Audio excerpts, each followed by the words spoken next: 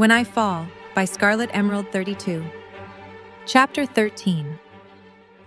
Your water pressure is out of this world. Jesus came out of Talisa's bathroom, still rubbing his damp hair with a towel. I take it those FEMA trailers don't offer much in the way of amenities? Are you kidding? We're lucky if we get consistent running water, much less water that's warm or flows with any kind of pressure. He slid onto one of the stools at her island and she handed him a mug. Hope you like Earl Grey. At least with the honey we got from you guys, it can be sweet. Once things settle down, we should look into getting some bees of our own. There's got to be someone around here who would find becoming a beekeeper a fun challenge. Maybe Tobin. Well, I'm sure Tom, that's our beekeeper, would be happy to show him the ropes. Thanks for letting me crash here, by the way. It was the least I could do. She walked around the island and into the living room, where she took up a spot in her favorite chair. Jesus followed and took a seat on the couch. The houses in here are getting pretty crowded, and I'm one of the few who still has a place to myself. I've got a spare bedroom, so I figured it's about time I should do my part. You best behave yourself, though. I've got a whole battalion of brother-type figures out there who would be happy to defend my honor, and most of them are armed. Not to mention a boyfriend who lives right across the street, who may not be much of a threat in a fight, but probably knows about 1,000 sneaky ways to poison me without leaving a trace. He's not my... She stopped when she saw the teasing look on Jesus' face and rolled her eyes. Oh, whatever. Besides, you've got nothing to worry about. As pretty as you are, you're not exactly my type. Talisa raised a questioning eyebrow at him, and he grinned, giving her a small shrug to answer her implied question. Really? Yep, ever since high school. Well, I mean, ever since birth, but I came out in high school. Wow. I so did not catch that, and I'm usually really good with that. I clocked Aaron the second I saw him, and I was half comatose with trauma and shock back then. Aaron? The guy who met us at the gate? He sure is. Huh, well how about that? He's also happily married. The cute ones always are. Jesus retorted with a wink, and she laughed. So that was kinda intense today, that whole town meeting. Soon after they had gotten back, Rick had called everyone together in the church and explained the situation to them. He'd put the matter to a vote, but it had really just been a formality. Being as they'd already come back with the food and supplies, it was obvious the deal had been made. But in the interest of democracy, Rick wanted to go ahead with the vote. The only outlier had been Morgan. He had staunchly refused to participate, and had tried to convince the others that approaching the Saviors with the threat that they would be wiped out if they didn't comply would be enough. In the end, he was overruled, rightly in Talisa's opinion. So what's the deal with that Morgan guy? He doesn't believe in killing. He thinks every life saved is another chance for someone to make a better choice. I don't see how anyone can have that kind of philosophy with the world the way it is now. I mean, I don't like to kill. I avoid it when I can, but sometimes, like with the Saviors, it's just necessary, you know? I do know, but Morgan doesn't. To him.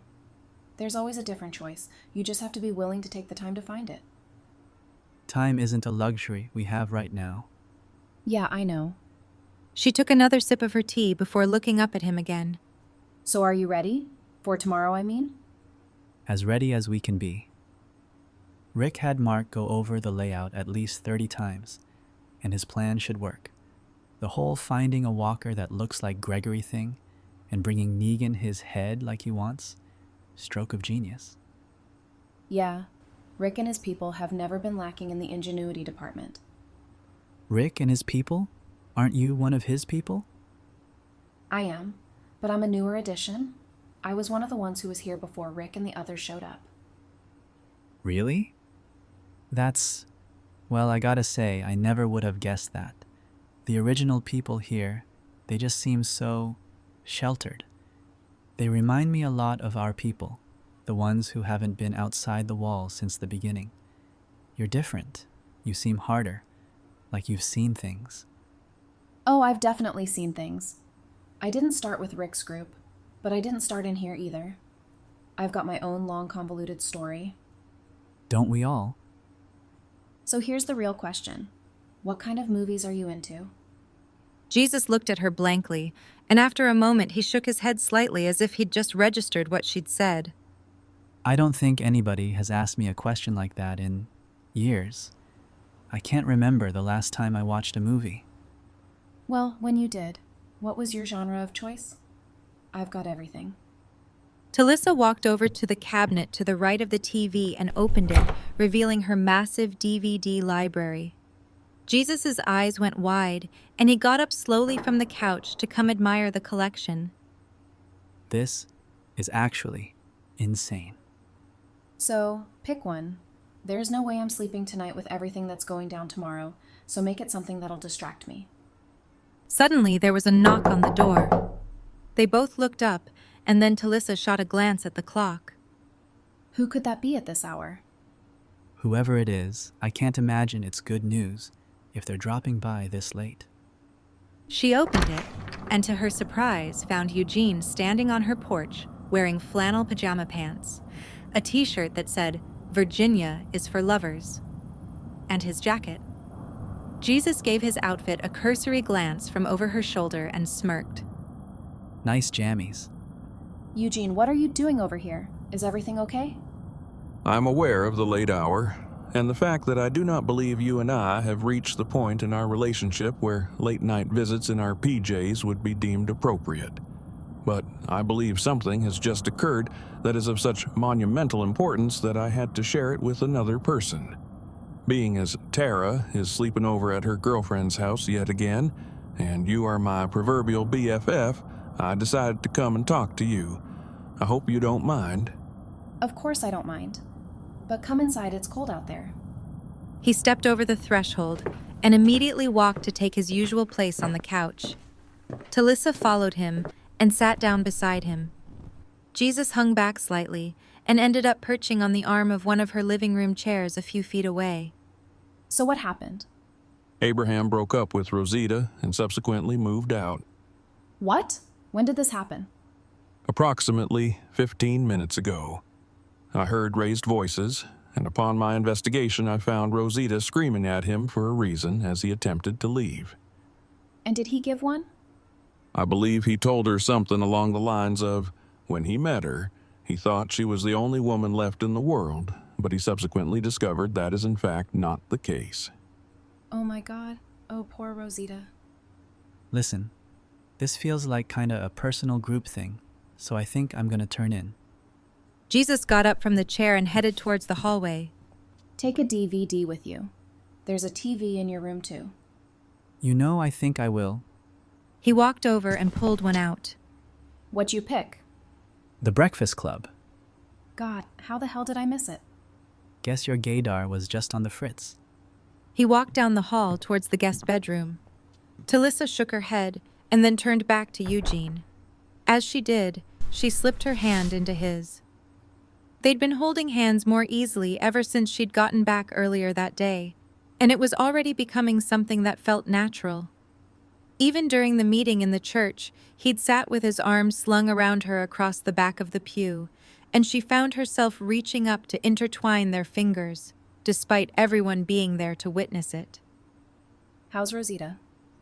She seems understandably devastated. When I left to come over here, she had locked herself in her bedroom and I could hear the distinct sounds of hysterical crying. Wow, this is a mess. She took his hand in both of hers and distracted herself by tracing the lines on his palm. And she really had no idea this was coming? It doesn't appear so. I have to admit, it seems to have come completely out of left field as far as I can figure it as well. Not a week ago they were, to use the colloquialism, hankying and pankying like there was no tomorrow. That doesn't always mean everything's good between two people. In fact, sometimes. When two people are having issues is when they end up having the most sex, because one or both of them just want to feel connected again. Well, as you know, that is an area in which you are far more knowledgeable than I am. So do you think they were having problems, that is? I think that there's been something going on with Abraham for a while. And with this turn of events, I think I might be finally starting to get a clear picture of what. And what picture might that be? Abraham started acting weird after they got back from that walker run. Like you said, he and Rosita were really hot and heavy, but he also started saying a bunch of really strange things. What sort of strange things? Like he respected you and I for taking things slow and deciding what we really wanted. How he wished he'd done that. How he could tell that you were falling for me because what we have is real and you could see a future. She met his eye with a shy smile and he returned it. I asked him about Rosita, if it wasn't like that with her. He didn't say it outright, but it was pretty clear it wasn't. Now that I'm seeing the whole picture, and with the conversation I had with Sasha at the Halloween party. Sasha? Of course, haircut. Don't you see? They were out there drawing those walkers away together for days. And he's been weird ever since he got back. You know, now that you say it, that correlation does seem obvious. And if you recall, the only reason Abraham was, in fact, in that car beside her at that time was because he readily volunteered to do so. You're right. Wow. Sasha and Abraham. Can't say I saw that one coming. Gotta say, though, as much as I want to hate him for doing that to Rosita, I kinda get it.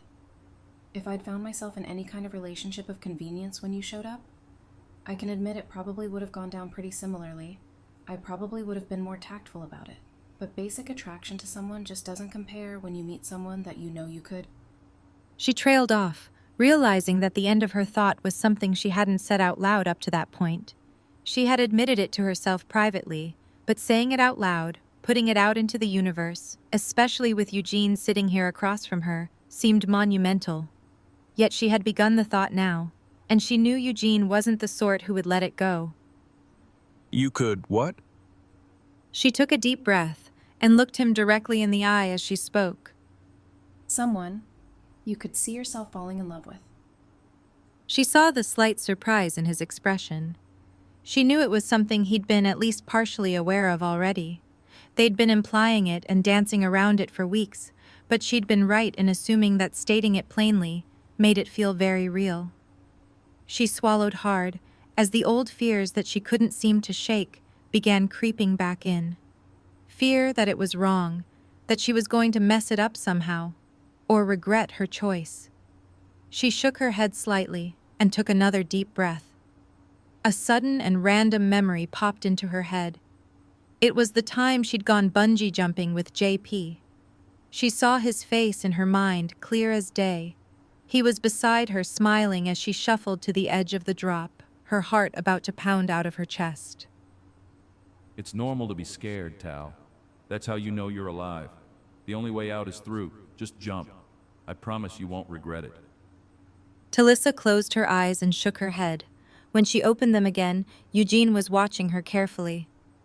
Eugene, Yes? I want to try something, if that's okay with you. He swallowed hard, and his voice was slightly rough when he responded. All right. Talisa leaned towards him. At first, he pulled back slightly, searching her expression to confirm that she was sure. She held his gaze and smiled slightly as she closed the space between them and gently pressed her lips to his. For half a second, he froze, but then she felt him respond, leaning into the kiss. It was soft and gentle, and after another second, she pulled back, just enough to look at him. His eyes were full of wonder, delight, and obvious longing. Was that all right? That was quite a bit more than all right. But in order to give an accurate assessment, I'm going to need a second sample for cross-referencing. He put his hand against her cheek and pulled her back in, kissing her with slightly more force this time.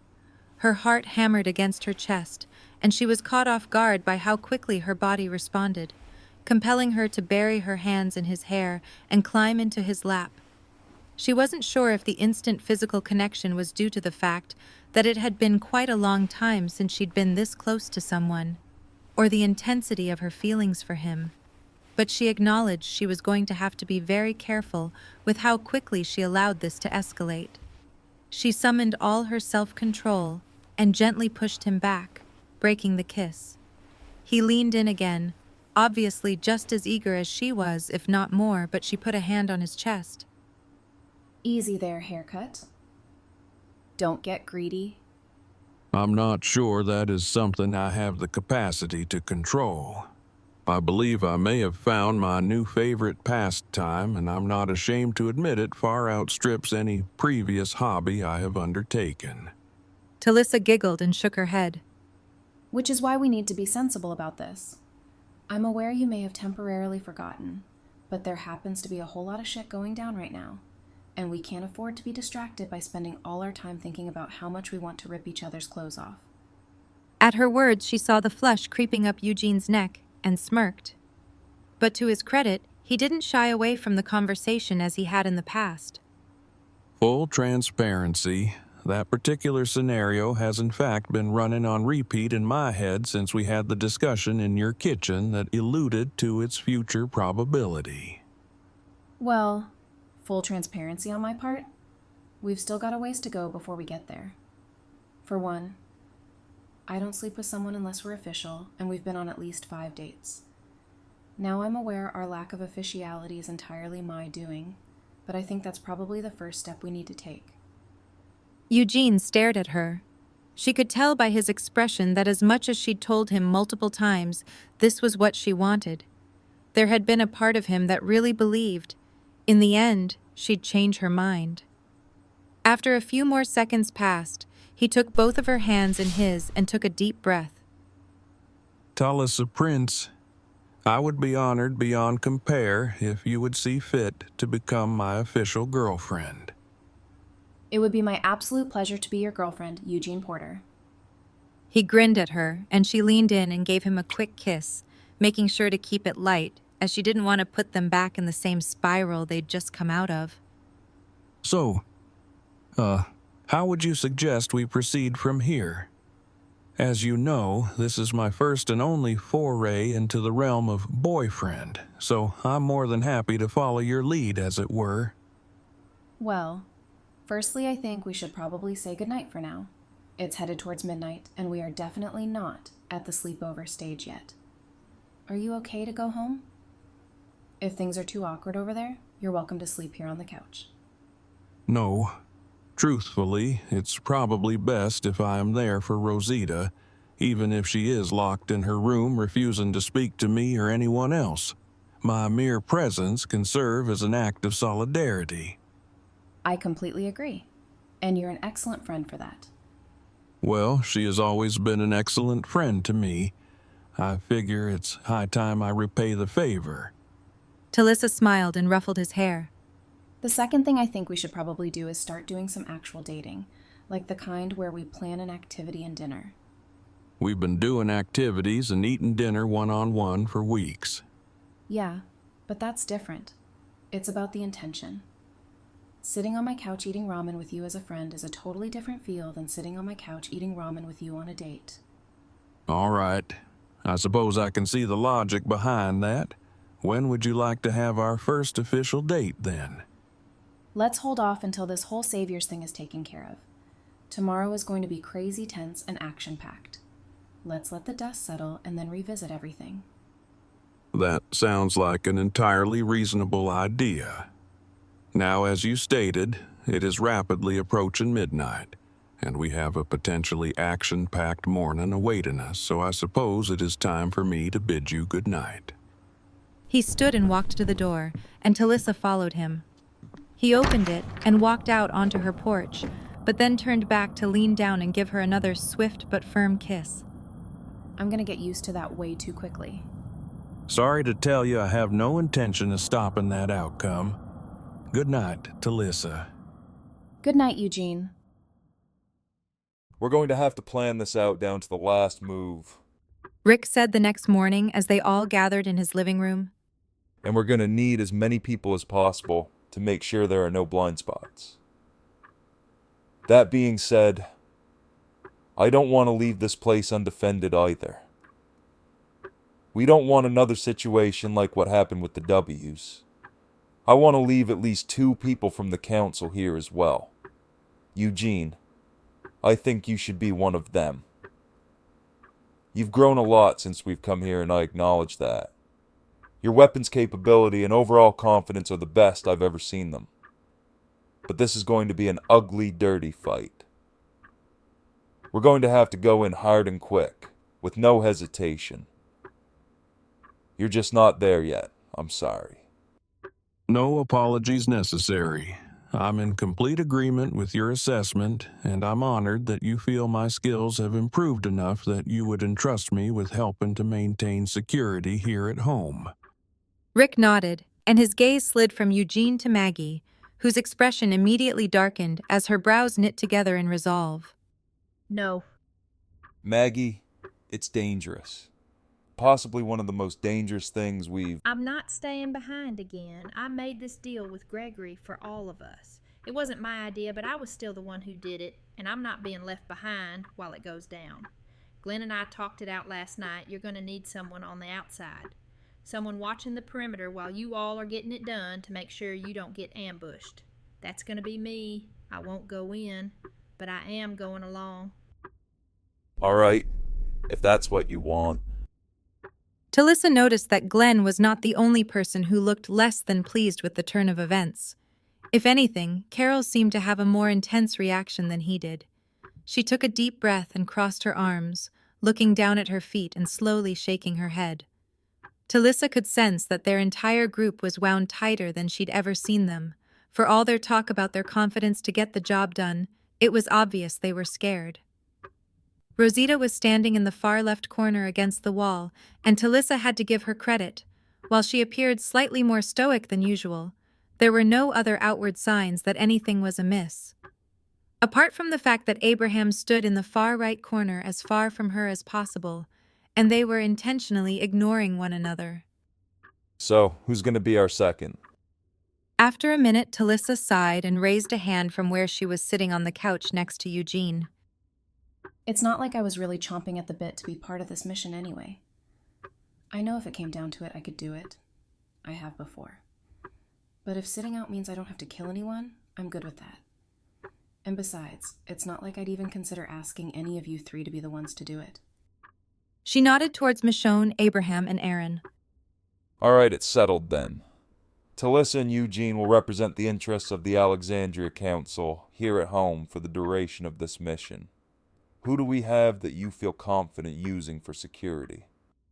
Well, both of us obviously. Francine is getting pretty confident, and Tobin, of course. I think Paula, Josh, and Andrew are probably ready as long as we put them on with someone more experienced to back them up. And Talisa paused for a moment and looked up at Rick. I think in these circumstances, it's probably in our best interest to put Carl on watch duty too. His skills are more advanced than half the people twice his age.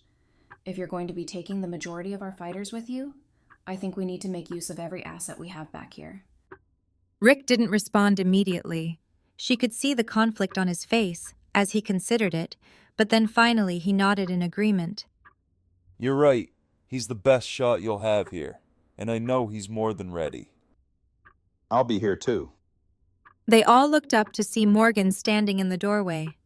Rick stared at him, his face a mask of conflicting emotions, and Morgan looked back sympathetically.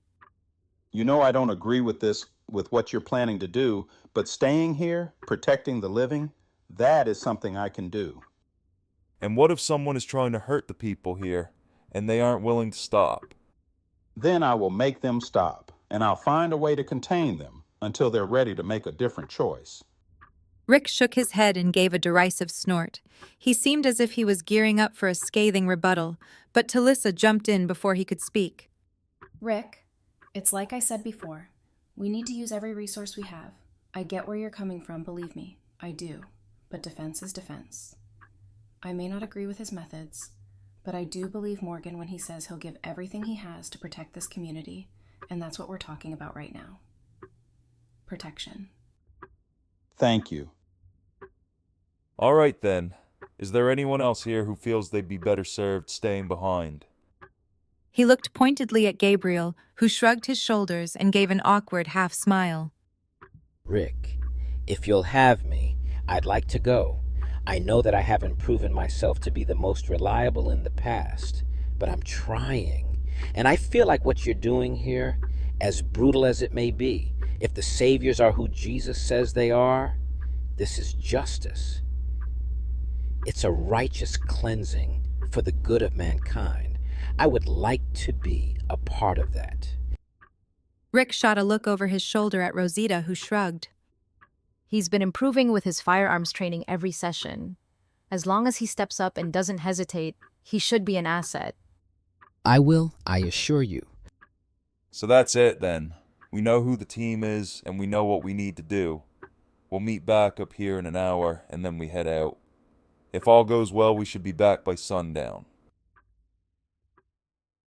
Talisa walked the short distance to the porch of Eric's house where he was sitting with Denise. In the darkness, she could only make out the outline of Eugene where he stood on duty at the gate, with a rifle slung over his shoulder, and the shadowy outline of Carl, standing in the guard tower a little ways down the fence. You come to join the nervous wreck waiting committee? Come on now. They're only a few hours late. You've got to give it at least 12 hours before you have a meltdown. Easy for you to say. Hey, just because my boyfriend happens to be safe inside these walls on this particular occasion doesn't mean I don't know how it feels, or that there aren't a whole slew of people out there that I care about. We know. It's just Unbearable not knowing? pretty much. At least you know you'll get to see Aaron as soon as he gets back. As soon as they're done, Tara and Heath are heading out on another run. So either way, I won't see Tara for weeks. Such is the life of being in love with a runner, honey. They sat there in silence for a few minutes, all watching the gates and willing the others to come back. I almost told her that I love her.